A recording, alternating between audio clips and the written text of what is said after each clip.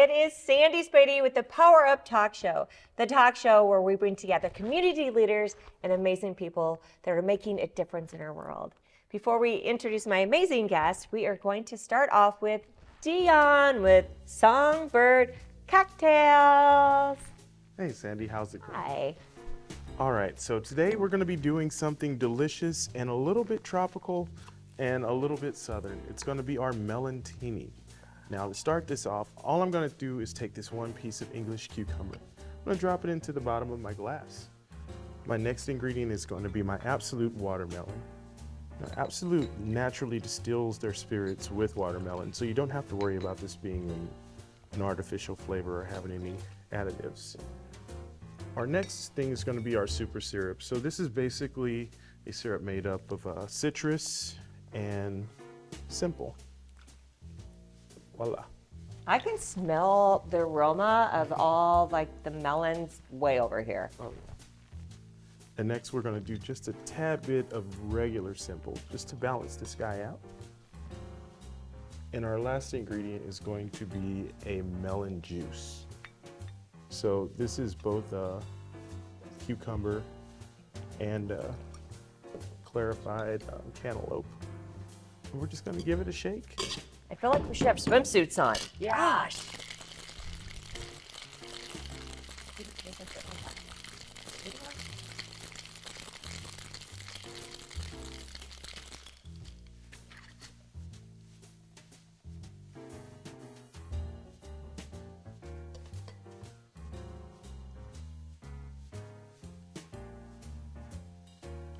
Can't wait.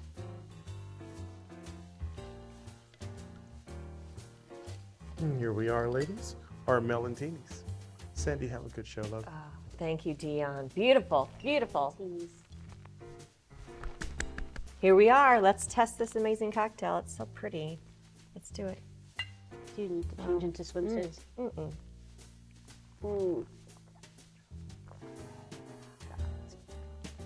Where's that music? We need da da da. The beach music. One more sip, right? Yeah. So good. Audience, I'm very excited to introduce my next guest. Nora Plambeck is just an outstanding woman. I met her, actually, it was at a Women with Voices happy hour. And the first thing she said is, I have been wanting to meet you. I've been following you for over a year. And I thought, stalker. Great. It's a good stalker. I love great stalkers. She is the CEO of Argel Mindfulness. She's a professional coach, mindful coach on ADHD, mental health, and so much more. Welcome. Thank you. You look so sassy in your red. I'm very excited. Tell the world exactly what you do, because so much, 15 years of coaching with amazing people and changing lives. Tell them exactly, what do you do? No, thank you. And just to note, she's the only person from a stalker that would be like, welcome. Thank you. Because I was stalking her. Yes, I love it. It's a good stalk. Yes. Yeah. I'm glad you. Yes. So what I do. So I worked in 15 years in corporate, and my role bounced around, but in the end, it was helping individuals find their growth, what keeps them going, and help corporations build empowered teams. I kept running into seeing so much magic in individuals, but because they're not meeting what the expectations is supposed to be, they're not feeling comfortable asking for what gets them to shine. And that's what got me to do where I'm at right now. It's going from the outside and helping empower them. And specifically ADHDers, I'm an ADHDer. I'm an ADHDer. See? Right there. The funnest. Yes, And we are the funnest. yes, and that's exactly what I want them to see. It's working on helping them see, you have magic. Don't take that away from yourself. So that's, if I would sum it up, I am a champion. I'm the Yoda of ADHDers. I love that. And it doesn't have to be a bad thing. We have a great thing. So I publicly speak about your super strengths. That's one of my super strengths. And I was not diagnosed until I was 50. And I remember doing the questionnaire. I'm like, yes, yes, yes. That explains it. It explains so much. And you can take it as your super strength and embrace it. I mean, I'm never going to be great at emails. Just know that, people. If you send me an email, it's going to be very at the end of the day. But there's so many greatness of people that have this. And I love that you are bringing awareness of not a negativity of it, but an empowerment of it. Tell us more about that. Because I really believe it. Every single person that I talk to from coaching, they always talk about the parts that is beautiful about them, the energetic, the part that everyone gets so excited about. But then that's the part they want to take away. And that's the part they want to tame under. Well, that's what's attracting people. That's what's making you shine. Why do we want to take this and tame it? Yes. And I refer to us as neurodivergent because that's how it's called. And it's a different way of thinking.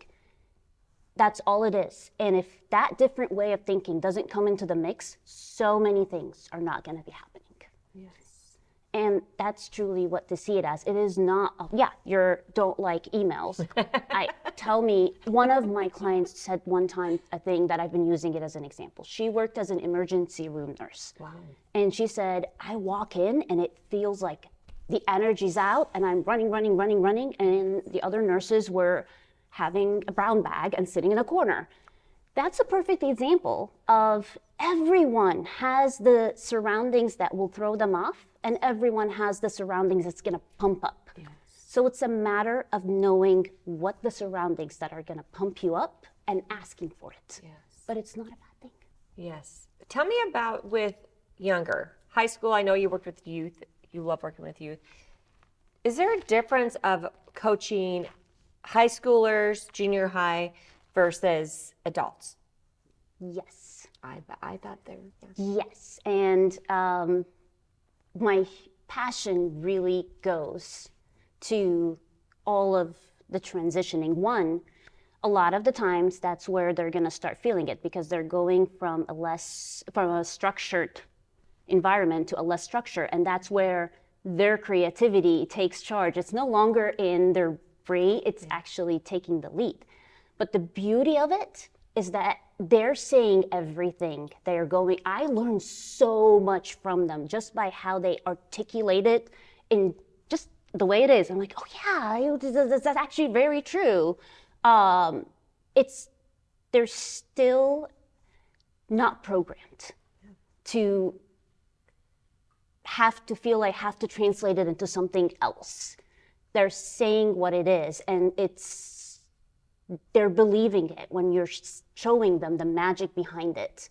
And that gives me so much energy because if they start advocating for themselves, then the mindset will start changing because it's all a matter of a mindset. And I always say, how will we know what's missing if no one is asking for it? Yes. So if they ask for it, that mentality will start including that diverse mindset. How do you feel that the schools are trying to diagnose or to spot a child that has ADHD? I mean, I went all through high school grades. I mean, I hated school too much. I got so behind that I just gave up. And thank goodness I'm great with people, right? But I look back and I think, boy, that's why I got so behind, and it just put me behind, and I didn't want to go any further. How are schools, or how do you work with schools on educating them to find youth at a younger age? Let's say grade school. I look back at grade school things to find it and to educate the teachers and the administration on that. So one, by the way, what you just said about reflecting back and looking at school, I don't think I've spoken to one adult ADHD that's not the first thing they go to. It's like, man, if I had known that back, school would have been completely different.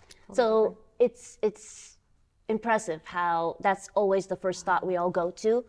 I haven't started to engage as much with the schools, more from what I learned leaving from corporate is trying to be the middleman is not going to be helpful unless the the individuals themselves are asking for it. So obviously it's very helpful. I feel for the teachers because they're not given the tools to understand kids. So unless they have it or they have a kid that has it, they'll pick up that, okay, I need to give you some bandwidth. But again, they're dealing with 40 kids at the same time. So I feel for them, and they definitely are not equipped, but it still needs to come from the kids to ask for what they need. Interesting. And that's why my focus started on the kids first. Definitely in the future would love to be more engaged in helping, but it needs to start with the kids, because if the kids are not advocating for themselves, how will the teachers know what's missing?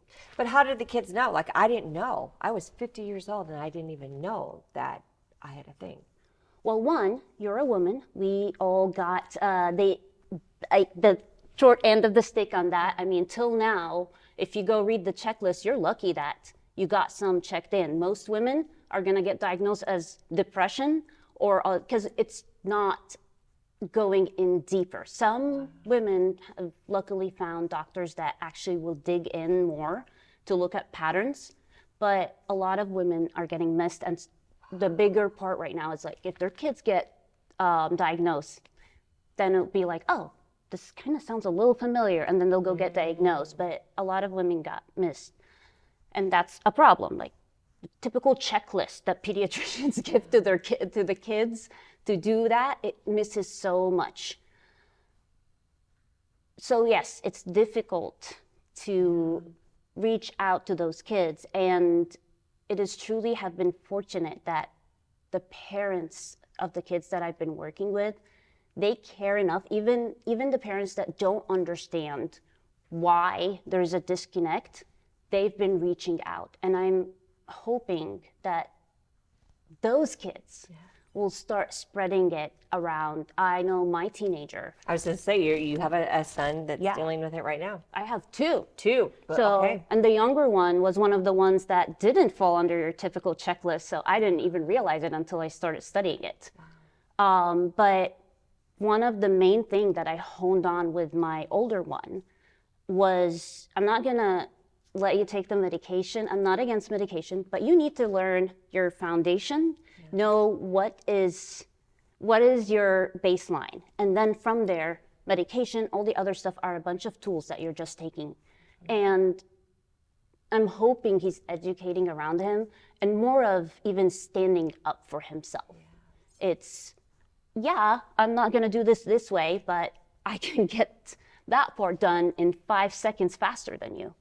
And if you hear most of the kids with ADHD, they're usually the ones that get bored in class because it's so slow for them. Yeah. And then they get low grades because they can't get engaged because they're slow. But him being able to articulate that, I'm hoping as he's doing that, the other kids start seeing it. Yes, it's harder because of the stigma and it's easier to point fingers. But if more than one kid starts saying it, you're naturally going to relate to it. And you're like, that does sound familiar. This sounds calmer than what I'm trying to do. I have a question. What is it that you think causes ADHD? Is it more of just hereditary? Is it experiences you go through? I feel like it might be a mixture of both. So I will give you what I read in the books, because from coaching, I focus on the skills. I am the physical therapist that will help individuals find their way with their skills. So all of what I'm saying, full disclosure, is what I read in books, because you're going to find so many different opinions. The one that I'm biased towards is the neurologist, and it's a mix of inheritary and environment. So an example, diabetes. Your family might have it going around, but not everyone actually gets it. Same thing with ADHD. Could be going down the family tree, but in certain environments, it will trigger it more. Nice. That's so interesting. And that's why our numbers are going higher. Yeah, and I think it's being like you bringing that to the light of just educating people what to look for. And I love, if you're not watching your Instagram, it's so adorable because it's everyday things. And I hopefully when someone sees her Instagram that they see that's me, because it's the little things that you don't think of and you're like, that could be me.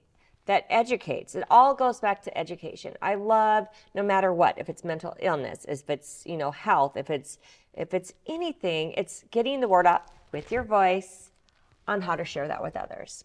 Now I know you have mental health, and I had mental health in my family too. How do you find that stigma of mental health as yourself dealing with it? My father dealt with it. How do you want to bring that light to our audience to educate them on that too? Because that needs to end. Okay, it's like a diabetic. They need their insulin or they're not going to live healthy, or they could die. It's the same thing with mental illness. They need medicine because it's something inside of them they can't control, and they need medicine. And if I could do anything to bring the stigma against suicide, mental health, domestic violence, any of these things that just need to be brought out into the open, can you share with the audience your journey? She's a great journey. Yeah, because this is a very, very passionate topic for me, because it's sometimes individuals don't know. Yes. Like, we have a person that is autistic and all of the companies are going open team environment and will hurt them. Wow. Like 100 times, but they don't know. Yes. That's not what it's supposed to be. It's the boy that never knew that he can't see until he wore glasses. Yes. And that is the biggest part. It goes back to the people knowing what they need. I put it in a format right now. We have that no public literacy, which keeps putting us in the fear of the unknown, which the individuals just assume they're different. It really needs to start with each individual saying, I don't feel comfortable like that. And I feel like COVID helped quite a bit with that. But the irony is it helped because a lot of the individuals got their own space in a way that it started to feel different when things started going back, that they're speaking up more. Yes. But the idea is, if we bring that education in, if this is a general thing, and bring it in for real, not bringing in, hey, just so you know, there are some conditions over there and you have to tiptoe around them, you're still creating stigma. It's bringing understanding that mental health is a spectrum. It's just like physical health. You can have a cold and it can go up to a whole big virus, or it can stay as a cold. Everyone has a bad day. Some people will have it as a condition that it's happening more. So it's not unrelatable. And if we learn it that way, then individuals can start realizing, oh, it is happening with me more frequent. And I'm not just a bump or a sad panda that's always bringing negativity. And then they can start asking for what they need. But until we stop looking at it as, I don't know how to deal with it, because that's usually the first. That's what it is, and that's why it's like my brother is 28 and he committed suicide. No one could say anything. They're like, oh, don't bring it up. I'm like, we have to bring it up, because it's okay not to know what to say and say I'm sorry, but we need to bring that up because suicide is huge, especially after the pandemic. And there's 2 women, that was in our Women with Voices in Lake group that committed suicide. And I'm like, we need to bring this awareness because it's not something to be shamed upon. It's reality of life, so let's bring it to the light. And that's what you're doing with your coaching and with your struggles and my struggles. We all have struggles. But when you bring it to the light, guess what? There's no shame there. No. And then that's how healing begins. Yes. That's what Brene Brown says. Yes. Shame, you pull it out of the dark and you put it in the light. Yeah. And tell us about your workshops. She has amazing workshops. They are just so informative. That's a word. I'm making it up right now. ADHD creativity. That's what we That's are the right best. there. Yeah. Yes. We make up our own words. It's called the Sandyisms. Tell the audience about your workshops because I know you're changing lives and really helping people with it. Thank you. I started doing it with women, and I focused more on women at the beginning because the whole everyone getting missed, and I built it where it's bringing in the material of education and coaching, but also giving that sense of community. So as you're going through, oh, this is why it's happening, and then you look around you and everybody in the room is nodding their head. I'm not that kind of different. I am fine. It's just this when it changes. And that's been truly the journey. And it's so rewarding how having that reflection and realizing that, oh, it wasn't just me. It was, I have high sensory. So when there's a noise in the back, I'm not going to be listening to anything. So my memory, I'm not going to remember anything. Oh, it's not that I am chaotic. It's once things are not in a certain format, that throws me off. And believe it or not, us ADHDers are creatures of routine. So it's the number one sign. And seeing that and seeing some of them start to actually take that back and advocate for themselves. So one of them in her performance review, she said that was the first time she stands up for herself. And no, my time management are not bad. You're not setting me up for success because this is how I operate. If I get into the zone, I am going to go in and hammer. You can't put me in, out, in, out, in, out. And she said for the first time, I got a nod and came up with a plan. And I didn't feel I'm walking out carrying like a bag of loser and walking off. I felt like I walked out advocating for myself. Yes. Another person, it's as simple as that. Her neighbors keep cooking and she has, her sensory high part is smelling. Interesting. And it used to throw her off all the time. And she can't like, it's like almost like, no, that can't be it. But it's getting her agitated and it's throwing her off with her kids. And when we started tracking the pattern, it truly had to do with the smell. Wow. And she was able to also go articulate that. It's powerful. Yeah. I think mine are disco balls. I say a disco ball, I want to dance or sing. I'm like, disco ball, shiny. No, that I just have fun. Yes, that's what life is about. But you're right. There's certain things, you know, at jobs I've had, and they're like, you need to do 250 emails. You need to do this. I'm like, I touch more people at one networking event and have their names, numbers, and now I'm having coffee with them and meeting their kids. So don't even go worry about the emails, right? Yeah. You have to, and that's probably why I really wanted to start public speaking on having companies realize in their leadership teams that they need to let them do their talents. And that really comes down to ADHD, or it comes down to that detail-oriented person. Let's find that, make a circle, and it's called a great leadership team. Which starts by stop fearing what you don't know. Yeah, ooh. It really goes Can you by that. say that one more time? Stop fearing what you don't know. You don't know. That's a great quote. You better get that on Instagram. I love that. I love that. That right here, hashtag. That's your hashtag. Yes. That's beautiful. Tell us about that. Well, we tend to, it's becoming a natural thing. If I don't know, oh, I don't want to offend you, so I'm going to tiptoe around you. Oh, you have your own different culture. I'm going to tiptoe around you. Same thing with the way of if you don't understand how a person does their thing, like, I don't know, I don't want to offend them, I don't know how to deal with them. And then you start making the person feel more rejected and you are not actually seeing what they bring to the table. Yeah.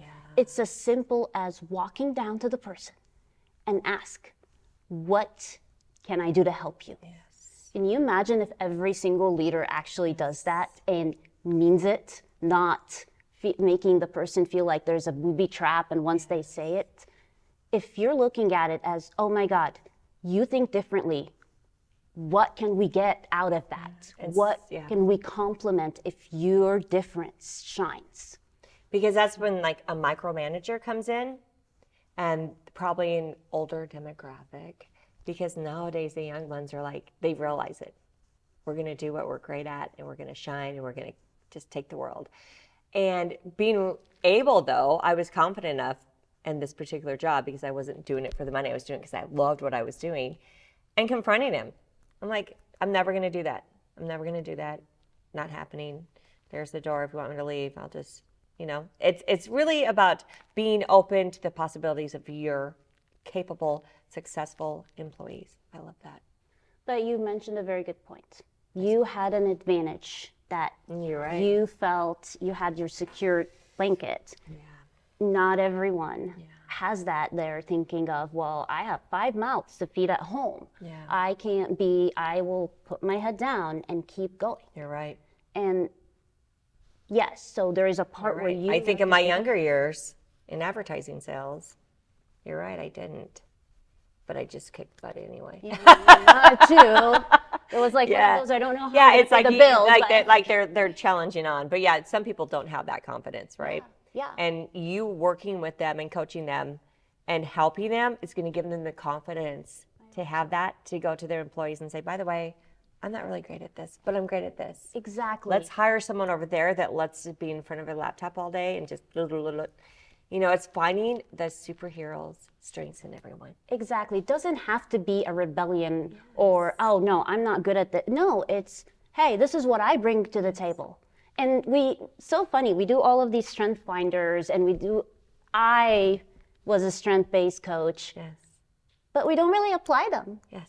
Let's apply them. Yeah, let's use them. All right, I knew we were doing over on time almost because you're so amazing. I love you so much. You're so great at changing lives. Thank you for being my guest and for just loving on people. That's what you do. This is Sandy Spady. I'm so thankful for my guests and for my audience. Remember that it takes one person to make a change. All of us has a talent or super strength that we can go out and change the world. Let's change the world. Let's find our strengths and find strengths in others. Thank you again, Power Up Talk Show. See you next time.